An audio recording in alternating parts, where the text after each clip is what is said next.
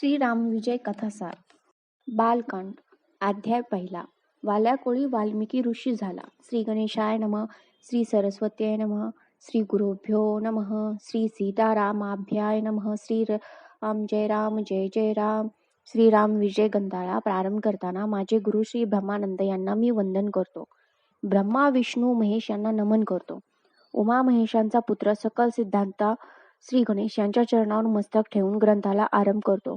तोच सर्व विघ्ने दूर करो व हे लेखन पूर्ण करून घेऊ. देवी सरस्वती मजवर कृपा कर. तू माझ्या हृदयात राहा. तुझे गुण किती वर्णावे. तू मनात आणशील तर मुक्याला सुद्धा वेदज्ञ करशील. देवी तू दयावती आहेस. मला प्रसन्न हो. मी अज्ञ आहे. मला तूच ज्ञान दे. माझे गुरु ब्रह्मानंद यांचे स्मरण झाले की मन भरून येते. गुरु महाराज, आपण माझे अज्ञान दूर करा. तुम्ही भीमातीरी समाधीस्थ झालात, पण माझ्या हृदयात तुमचे चरण असू द्या. चांदणे का चंद्राशिवाय पडते, सूर्याशिवाय का किरण येतात, पाण्याशिवाय बिला मोड येतात का, डोळे नसताना दिसेल का, तसेच गुरुशिवाय परमात्म तत्व कळेल का. म्हणून गुरु महाराज रामविजय ग्रंथ पूर्ण हो असा तुमचा आशीर्वाद असावा. संत सज्जनांनो, माझे बोलणे आपल्या म्हणून घ्या. तुमची मजवर कृपा आहे, म्हणूनच मी महाप्रतापी प्रभू रामचंद्राचे अगाध चरित्र मराठी भाषेत लिहिण्याचे धाडस करत आहे. संताची व सद्गुरूची आशीर्वाद वाणी कानी आली व धन्य झालो. हे श्रीरामचरित्र रचून वाल्मिकी पुण्यवान झाला. तो पूर्वजन्मीचा खरा ब्राह्मणच होता आणि या जन्मातही ब्राह्मणच होता. पण वाईट संगत लागली. किरात लोकांच्या संगतीने तो उन्मत्त झाला.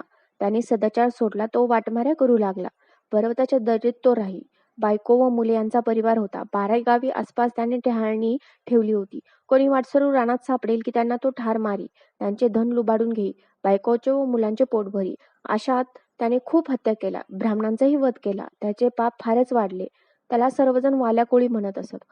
होता होता तो वृद्ध झाला. मुलगी मोठी झाली तरी त्याची वाटमारी चालूच होती. रानात आडवाटाने तो टपून बसे. अचानक वाटसरीवर हल्ला करी. एकदा काय झाली, नारद मुनी त्या रानातून चालले होते. त्यांच्याबरोबर आणखीनही ऋषी होते. वाल्याला टेहाळणीवाल्यांनी साधू येत आहे अशी वार्ता आधीच सांगितली होती. ते समोर येताच वाल्या शस्त्र उगारून त्यांच्या अंगावर धावला. साधूंना त्याने तटावून सांगितले, जे काही द्रव्य जवळ असेल ते मुकाटाने टाका, नाहीतर प्राणास मुकाल, असे दरडावले. तेव्हा नारद मुनी पुढे झाले व त्याला म्हणाले, माझे एक वचन ऐक. तू वृद्ध झाला आहेस. तुझ्या हातातून कितीतरी पापे घडली आहेत. तू पुष्कळ धन मिळवलेस. त्याचे वाटेकरी तुझे मुलगे आणि बायको होय ना. पण तुझ्या पापाचा वाटा त्यातले कोणी घेतील का. म्हातारा झालास. मेल्यावर यमयातना होतील. तेव्हा कोण रे सोडवेल. तुझी बायको, तुझे मुलगे, तुझे धन त्यावेळी तुझ्या कामाला येईल का. जा, घरी जा आणि विचार, तुझ्या पापाचे वाटेकरू कोण होईल का. वाल्या चकित झाला. त्याला फार वाईट वाटू लागले. तो खरंच घरी गेला व बायकोला आणि मुलांना म्हणाला, मी फार पापे केली व तुमचे लाड पुरवले.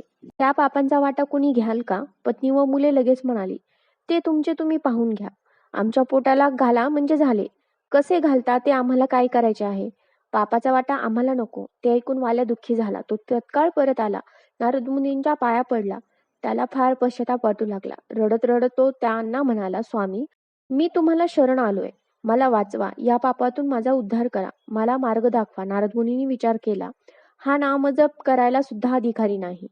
त्याला रामनाम सरळ सांगून काय उपयोग. रोज हा लोकांना ओरडून सांगतो, मरा. हाच शब्द वारंवार जर त्याने म्हटला तर राम राम असेच म्हणेल. ते वाल्याला म्हणाले, हे बघ, तू आता वाटमारी सोडून दे. एका जागी बस. मरा मरा असे सारखे म्हणत बस. प्रेमाने या नामाचा जप कर. वाल्याने अश्रूनीच नारदांचे पाय धुतले. हातातले शस्त्र त्याने केव्हाच फेकून दिले होते. सर्व साधूंना त्याने दंडवत घातले. मग तो जवळच एका ठिकाणी बसला. तो मरा मरा असे सारखे म्हणू लागला. तो इतके वर्ष तिथे बसला की त्याच्या भोवती मुंग्याने वारुळ केले. आतून मरा मरा मरा असा खोल आवाज येत होता. पुष्कळ वर्षांनी नारद त्याच रस्त्याने रानातून जात होते. त्यांना ते शब्द ऐकू आले. वारुळ पाहिले व त्यांनी वारुळ उखरले व वाल्याला बाहेर काढले आणि त्याला समाधीतून जागे केले. तो उठला. भव्य दाढी वाढलेली, वृद्ध असूनही शरीर तेजस्वी झालेले, चेहरा एकदम प्रशांत. त्याने पुन्हा नारदांचे पाय धरले. रामनाम उलट म्हणून सुद्धा त्याचा कायाकल्प झाला. तो ज्ञानी झाला.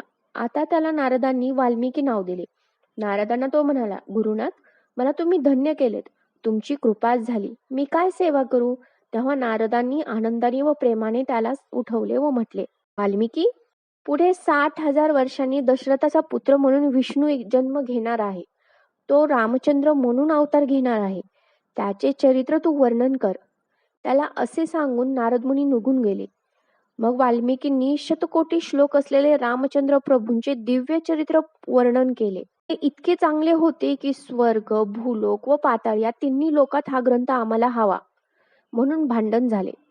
तेव्हा ते त्रैलोक्य शंकराकडे गेले. शंकराने प्रत्येक लोकांसाठी एक एक भाग दिला.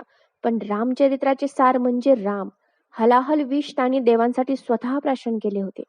त्यामुळे त्याचा देह तप्त झाला होता. पण रामनामाचा जप ते करू लागले तेव्हा शरीराची आग थांबली, गळ्याची आग थांबली. पार्वतीलाही या गोष्टीचे नवल वाटले. तेव्हा कैलासनाथ शंकरांनी ती रामकथा पार्वतीला सांगितली. रामनामाचा केवढा हा महिमा! शंकरही आनंदाने रामनाम मुखी धारण करतात. गरुडाने पाताळात नागांना हीच कथा सांगितली. अगस्त्याने कदिल वनात ऋषींना सांगितली. की पुरुष वर्षात हनुमंताने वानरांना सांगितली. ब्राह्मण देवाने मग नारदांना सांगितली. बद्रिका वनात व्यासांनी ऋषींना सांगितली. तीच कथा श्रीधर कवींनी प्राकृत ओव्यात रचून सांगितली आहे. श्रीधर कवींनी असे म्हटले आहे की आबालवृद्धांना समजेल अशा सोप्या प्राकृत रामकथा वर्णन केले आहे. ती सर्वांनी प्रेमाने लक्षपूर्वक वाचावी. रामविजय ग्रंथाचे एकदा पारायण केले तरी तो रघुनाथ भक्ताचे इष्ट मनोरथ पुरवी. संस्कृत कथा सर्वांना समजत नाही. ही मराठीतील कथा मात्र स्त्रियांना व मुलांना सुद्धा आवडेल व कळेल. वाल्मिकी नाटक या ग्रंथाच्या आधारे ही कथा लिहिली आहे व ती माझ्या गुरूंना मी अर्पण केली आहे. अध्याय पहिला समाप्त.